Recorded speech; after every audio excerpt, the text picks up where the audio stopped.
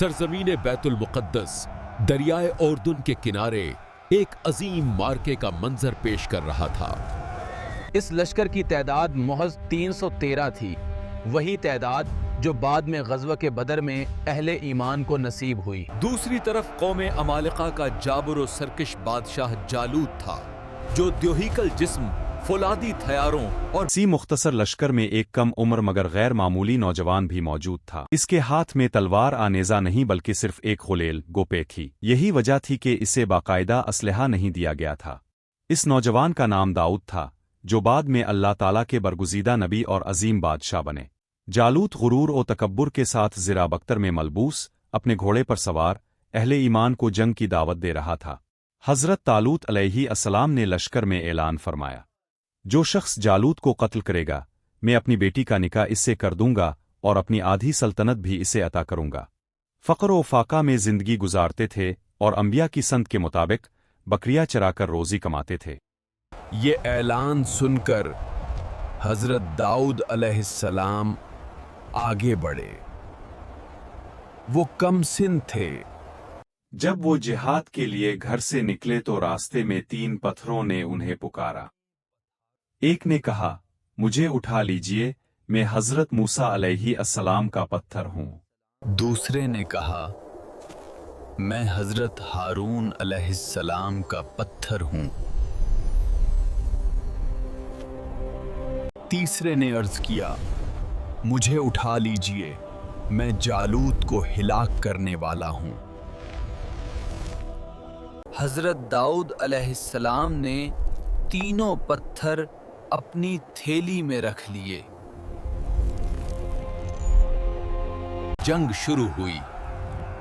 हज़रत दाऊद अलैहिस्सलाम गलील हाथ में लिए आगे बढ़े। जालूत ने हैरत से इस कम उम्र नौजवान को देखा और हकारत से कहा, दूर हो जा, मैं तुझे कौल करना पसंद नहीं करता।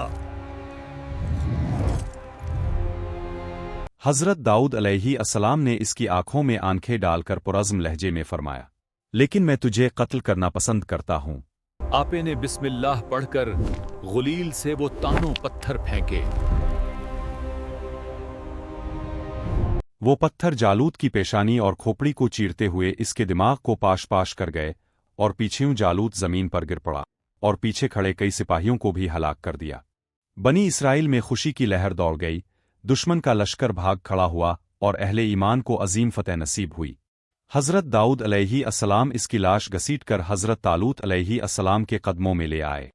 अपने वादे के मुताबिक हज़रत तालूत अलैहिस्सलाम ने अपनी बेटी का निकाह हज़रत दाऊद अलैहिस्सलाम से कर दिया और आधी सल्तनत उनके सुपुर्द कर दी।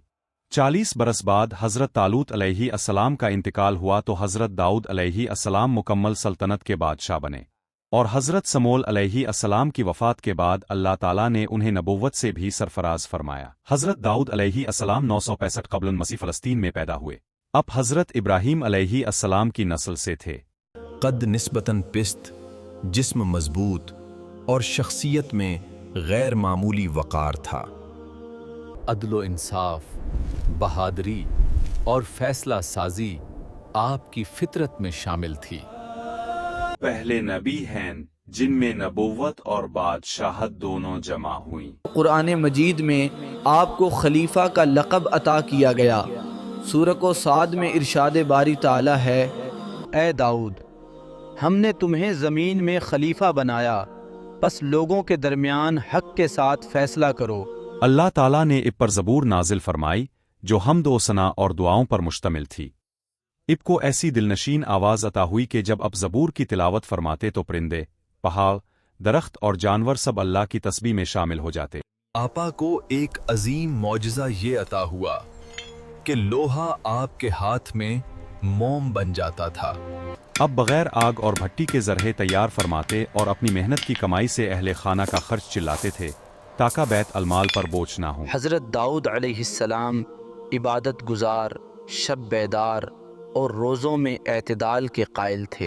एक दिन रोज़ा रखते, एक दिन नागा करते, रात का बड़ा हिस्स इबादत में गुजारते और अल्लाह के 1000 गरे हो जारी करते। अदलो इंसाफ का ये आलम था کہ بھیس بدل کر بازاروں میں جاتے اور لوگوں سے اپنے بارے میں رائے معلوم کرتے۔ ایک موقع پر اللہ نے فرشتے کے ذریعے انہیں سکھایا کہ بادشاہ کو بھی اپنی روزی حلال محنت سے کمانی چاہیے۔ آپ ہر کی سلطنت فلسطین، شام، اردن اور عراق کے بڑے حصے تک پھیل گئی۔